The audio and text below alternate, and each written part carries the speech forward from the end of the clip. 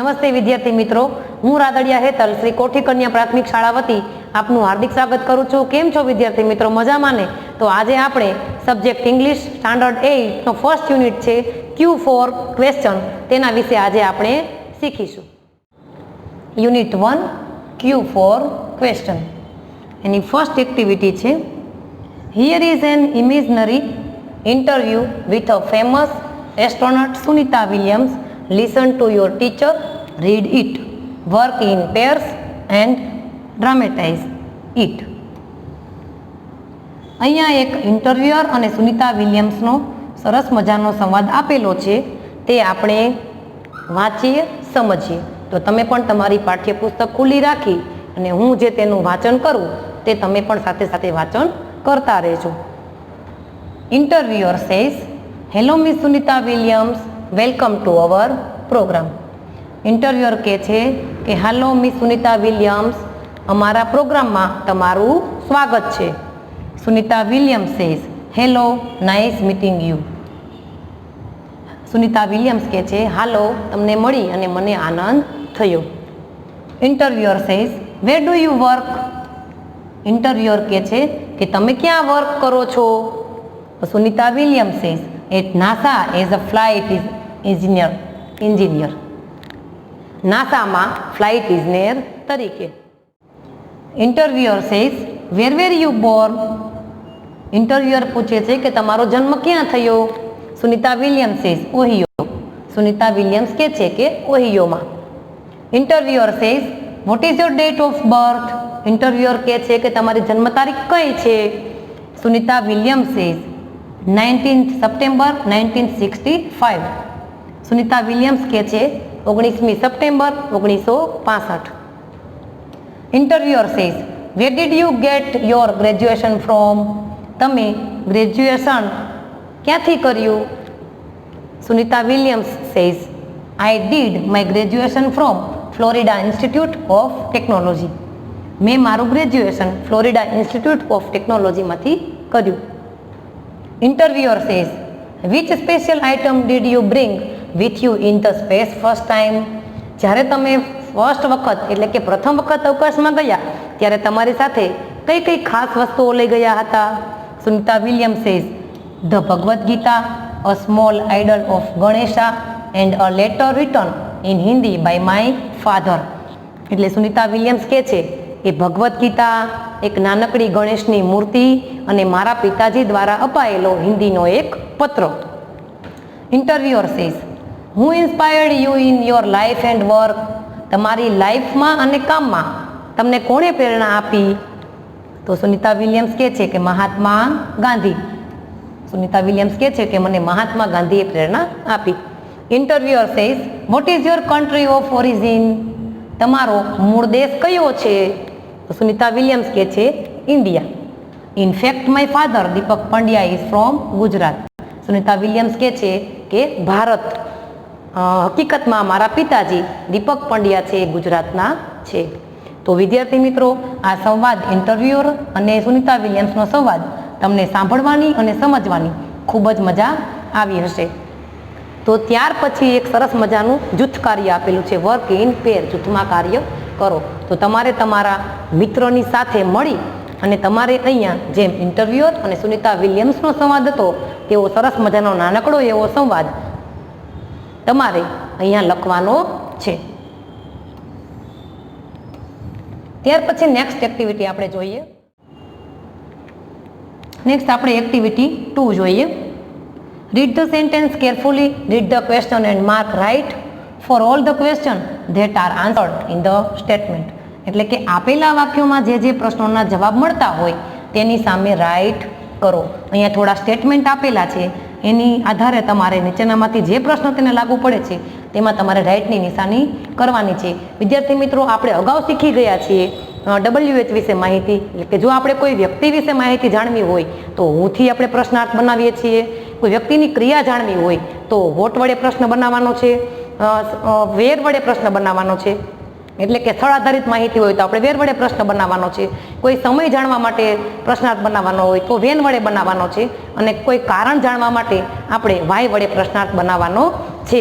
તો હવે આપણે આગળ સ્ટેટમેન્ટ જોઈએ. ચાલો જોઈએ વિદ્યાર્થી મિત્રો. પહેલું statement, Sunita Williams stayed in the space for 36 days. Sunita Williams છે એ અવકાશમાં 36 દિવસ રોકાઈ હતી. તો સુનિતા વિલિયમ્સ છે એ ક્યાં રોકાઈ હતી? તો એનો આન્સર છે અહીંયા કે સ્પેસ. તો અહીંયા એનો અર્થ એવો થાય કે વેરવાળો પ્રશ્નાર્થ છે તેને લાગવું પડે છે. ત્યાર પછીનો બીજો છે બરોબર, કોણ રોકાયું હતું અવકાશમાં 36 દિવસ? કોણ રોકાયું હતું? તો કે સુનિતા વિલિયમ્સ. તો હું વાળો પ્રશ્ન પણ તેને લાગુ પડે છે. પછી કેટલા દિવસ રોકાઈ હતી?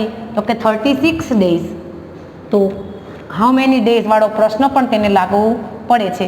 એટલે આ ત્રણેય પ્રશ્ન છે તે આ સ્ટેટમેન્ટને લાગુ પડે છે. ત્યાર પછીનું બીજું જોઈએ, the theatre was first developed in Greece as a part of religious view. તો what was developed in Greece? તો એની અંદર પણ આ પ્રશ્ન છે લાગુ પડે છે, શું વાળો. ત્યાર પછીનો છે, why was the theatre developed? તો શા માટે થયું હતું? તો કે રિલિજિયસ વ્યૂ. તો એ પણ તેને લાગુ પડે છે. Where did the first theatre develop? ક્યાં ડેવલપ થયું હતું? તો કે ગ્રીસ.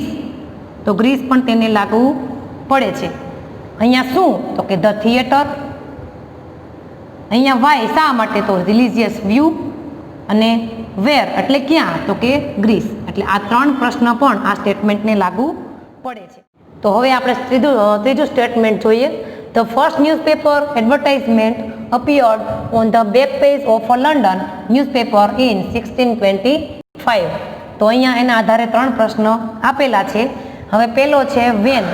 વેન એટલે ક્યારે, સમય જાણવા માટે. તો કે એની અંદર સમય છે એ આપેલો છે એટલે એ છે તે લાગુ પડશે. પછી બીજું છે, હું gave the first advertisement in 1625. તો વ્યક્તિ જાણવા માટે. તો આ સ્ટેટમેન્ટની અંદર કોઈ વ્યક્તિનું નામ આપેલું નથી એટલે બી છે તે લાગુ પડશે નહીં. ત્યાર પછીનો ત્રીજો પ્રશ્નાર્થ છે, where did advertisement appear in the London newspaper? Where એટલે આપણે જોયું કે ક્યાં, બરોબર. તો સ્થળ જાણવા માટે તો અહીંયા આપેલું છે બેક પેજ ઓફ લંડન. એટલે આ સ્ટેટમેન્ટની અંદર એ અને સી તે બંને લાગુ પડશે.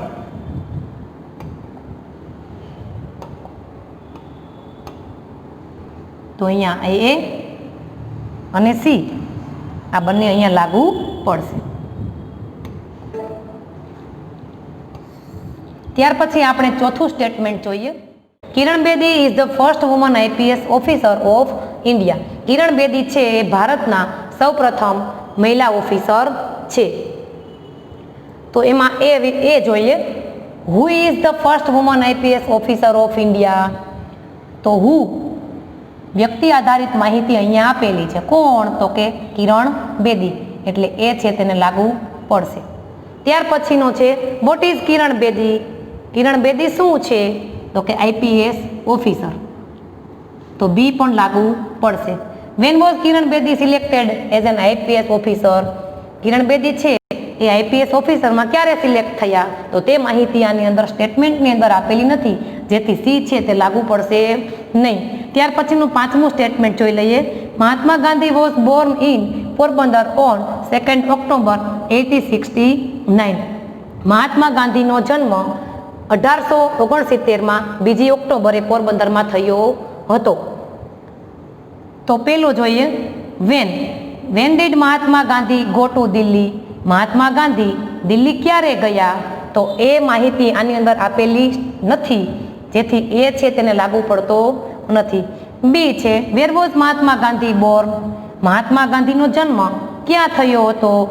તો અહીંયા સ્થળ આધારિત માહિતી આપેલી છે જેથી બી છે તેને લાગુ પડે છે.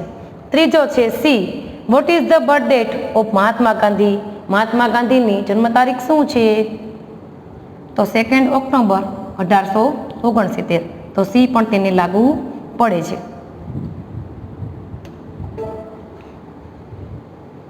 તો આપણે અહીંયા 5 સ્ટેટમેન્ટ જોયા, તમે સાંભળ્યા અને સમજ્યા હશે. હજુ પણ એક વખત તમે એનું શાંતિપૂર્વક વાંચન કરી અને સમજી લેજો જેથી કરી અને આપણને પરીક્ષામાં અને એકમ કસોટીમાં આવા પ્રશ્ન પૂછાય ત્યારે તકલીફ પડે નહીં. હવે આપણે આગળ જોઈએ. Activity 2B, frame question to get the underlined words as an answer. એવા પ્રશ્ન બનાવો કે જેનો જવાબ નીચે આપેલા વાક્યોમાં લીટી દોરેલ શબ્દ જ આવે. તો અહીંયા તમને થોડા સ્ટેટમેન્ટ આપેલા છે, જેમ આપણે આગળ જોયા તેવી જ રીતે તમારે નીચે પ્રશ્ન વાક્ય બનાવવાના છે. એક એક્ઝામ્પલ અહીંયા આપેલું છે કે Sunita graduate from the Florida Institute of technology. તો અહીંયા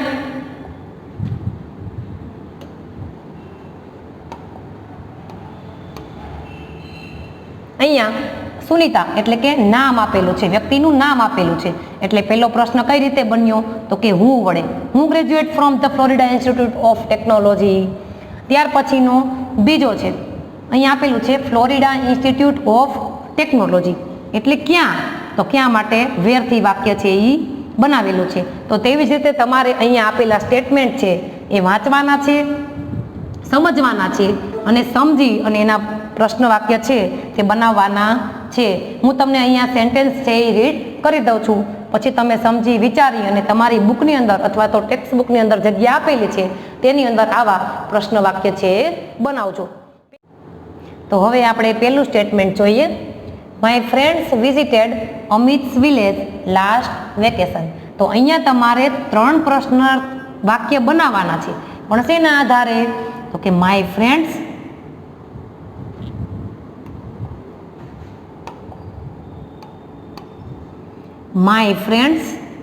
અમિત્સ વિલેજ ને લાસ્ટ વેકેશન. એ 3 શબ્દને ધ્યાનમાં રાખી અને તમારે અહીંયા 3 પ્રશ્ન વાક્ય બનાવવાના છે. માય ફ્રેન્ડ્સ છે એ વ્યક્તિ વિશે છે ટૂંકમાં, એટલે અહીંયા હું વડે પ્રશ્નાર્થ બનશે. અમિત્સ વિલેજ છે તે સ્થળ બતાવે છે એટલે વેર વડે પ્રશ્ન વાક્ય બનશે. અને લાસ્ટ વેકેશન છે એ સમય બતાવે છે, જેથી કરી અને વેન વડે પ્રશ્નાર્થ વાક્ય બનશે, જે આપણે આગળ છે એ શીખી ગયા. તેવી જ રીતે અહીંયા બીજું સ્ટેટમેન્ટ આપેલું છે. હવે બધા સ્ટેટમેન્ટ હું તમને વાંચીને સંભળાવું છું, તમારે તમારી જાતે વિચારી સમજી અને 3 પ્રશ્ન વાક્ય બનાવવાના છે. કનૈયાલાલ મુનશી વ્રોટ પાટણની પ્રભુતા ઇન 1916.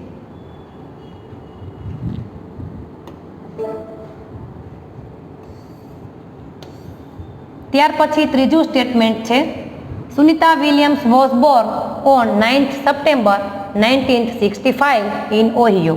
તો અહીંયા પણ તમારે 3 બનાવવાના છે. જો વ્યક્તિનું નામ અહીંયા છે તો તમને તરત જ ખ્યાલ આવી જશે કે પહેલું પ્રશ્ન વાક્ય છે તે હુથી બનશે.